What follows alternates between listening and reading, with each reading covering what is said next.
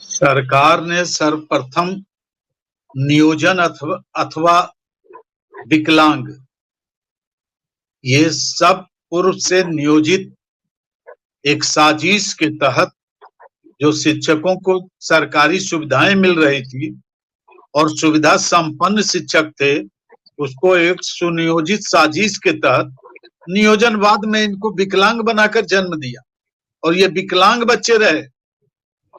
और आज उनके साथ जो नाइंसाफी हो रही है, उनकी विकलांगता को देखते हुए, चूंकि इन्हें विकलांग बनाकर अपने जन्मदाता के रूप में ये सरकार की सुनियोजित साजिश थी।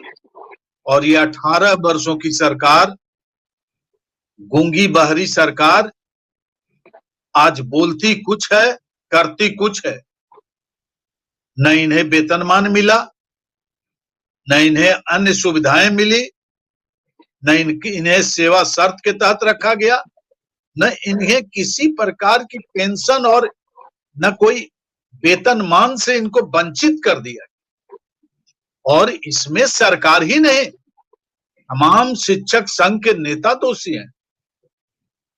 और आज जो है ये तानाशाही प्रवृत्ति और तालिबानी आदेश जो सरकार के द्वारा समय समय पर दी जा रही है, और फर्जीनामा, फर्जीवाड़ा का दोषारोपण अगर शिक्षकों की तरफ से निकलता तो बात कुछ और थी, लेकिन सरकारी महकमे के द्वारा, सरकारी पदाधिकारियों के द्वारा ये आदेश निर्गत होते हैं और उस निर्गत आदेश को सरकार के ही नौकरशाहों के द्वारा फर्जी घोषित कर दिया जाता है।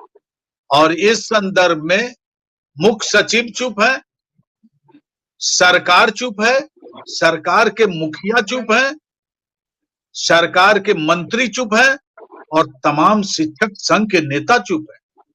और फर्जीवाड़ा कौन कर रहा है, फर्जीवाड़ा कौन कर रहा है, इसकी शिनाख्त नहीं हो रही है।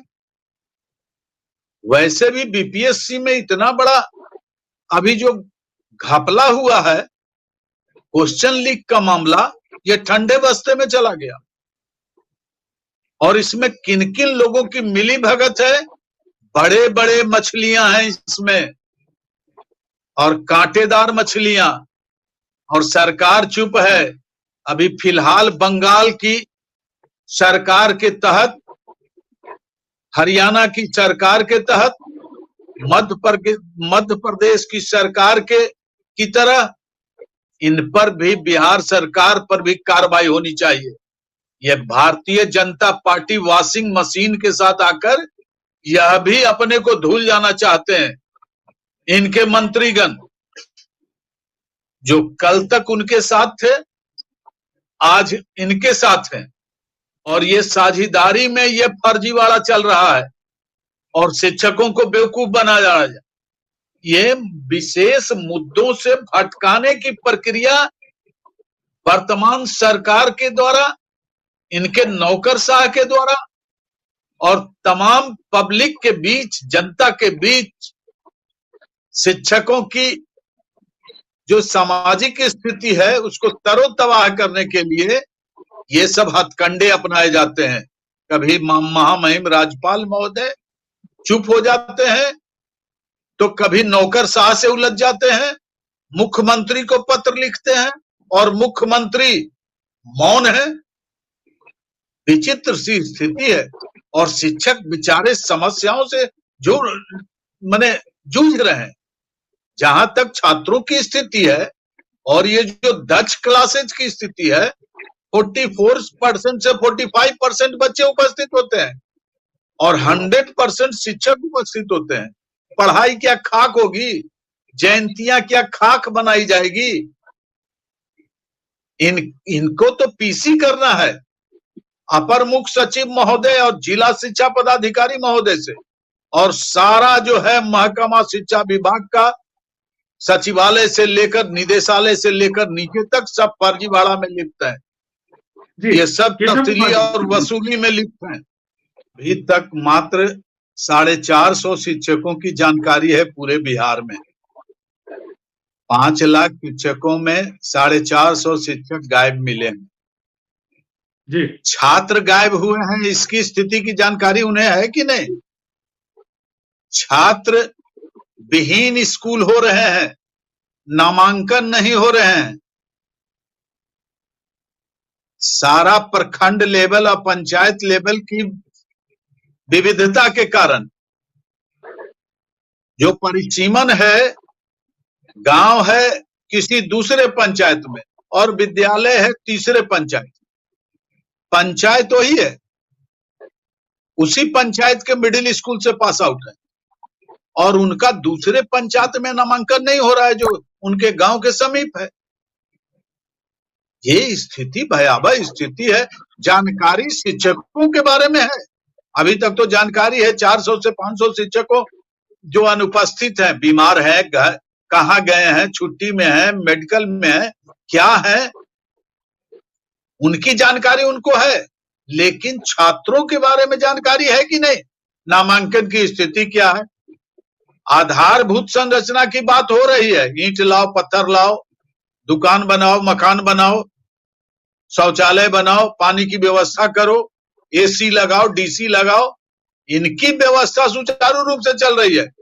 लेकिन छात्रों की स्थिति के बारे में जानकारी नहीं है। शिक्षकों के बारे में है, जहां 24 शिक्षक हैं वहां 2 छात्र आ रहे हैं, लेकिन शिक्षकों की उपस्थिति 100%। इसी में वाहवाही लूटना चाहते हैं। और गर्मी की छुट्टियों की बात आज ही बिहार माध्यमिक शिक्षक संघ के स्कैन महासचिव, कॉमरेड महासचिव फिर मुख्यमंत्री को पत्र लिखे हैं, जिन पर उनका हस्ताक्षर स्कैन युक्त रहता है। गर्मी के छुट्टियों की लंबी फेरहिस्त है, 71 दिनों का, 60 दिनों का, इनको अर्जिता अवकाश चाहिए, इनको क्या चाहिए? आप क्यों नहीं एसटीएस और क्यों नहीं आह्वान करते हैं आप बिहार माध्यमिक शिक्षक संघ की ओर से या अन्य संघ के लोग कि सड़कों पर आए? और जहां तक केशव भाई ने अभी कहा है कि सड़कों पर उतरेंगे, मौखिक आदेश माननीय मुख्यमंत्री का भरे विधानसभा में कहा गया 9-15 से 4-15 तक विद्यालय चलेंगे और उसके बाद अब छुट्टी रहेगी। आज वह भी मौखिक आदेश है, कहां कोई मान रहे हैं? मौखिक आदेशों का पालन सिर्फ शिक्षक कर रहे हैं और उसमें भी फर्जी शिक्षक। और शिक्षकों की स्थिति सड़क पर आने की नहीं है। पीपीएससी के शिक्षकों से मैंने तलब किया, कहें कि हम लोग प्रोबेशन पीरियड में हैं। सक्षमता परीक्षा वाले कह रहे हैं कि हम लोग उत्तीर्ण हो गए हैं, हम लोग तो अभी सोच रहे हैं। तो नियोजित शिक्षक, अतिथि शिक्षक, नियमित शिक्षक की संख्या क्या रह गई है? डिवाइड एंड रूल, आपने अमेरिका की पॉलिसी कही, इंग्लिश पॉलिसी। अंग्रेजों ने डिवाइड एंड रूल करके ही भारतवर्ष में इतने दिनों तक सत्ता पर काबिज रहे। आखिर स्थिति है नियोजित। एक आपको जानकारी मैं दे देता हूं, नियोजित शिक्षकों की लिस्ट बन रही है, परीक्षा दें या नहीं दें, स्थानांतरण होने जा रहा है। सक्षमता परीक्षा उत्तीर्ण शिक्षकों की सूची के भी पदस्थापन की प्रक्रिया चल रही है रैंडमाइजेशन के तहत। और जो शिक्षक बचेंगे उनका स्थानांतरण निश्चित है, नियोजित। और जहां तक विजय कुमार चौधरी के साथ, मैं जब वो 8 विभाग के मंत्री थे, मैं भी गया था, मैंने लिखित दिया था। तब उन्होंने कहा था कि 3 ऑनलाइन और 2 ऑफलाइन परीक्षा होगी। कहां हुआ? कौन लोग माने? ये लिखित में नहीं आते, मौखिक रूप में आते हैं। राज्यपाल महोदय, अपर मुख्य सचिव महोदय, मुख्यमंत्री महोदय और शिक्षा मंत्री महोदय, ये सब मौखिक आदेश दे रहे हैं और एक दूसरे को फर्जीवाड़ा करके और शिक्षकों को सामना दे रहे हैं।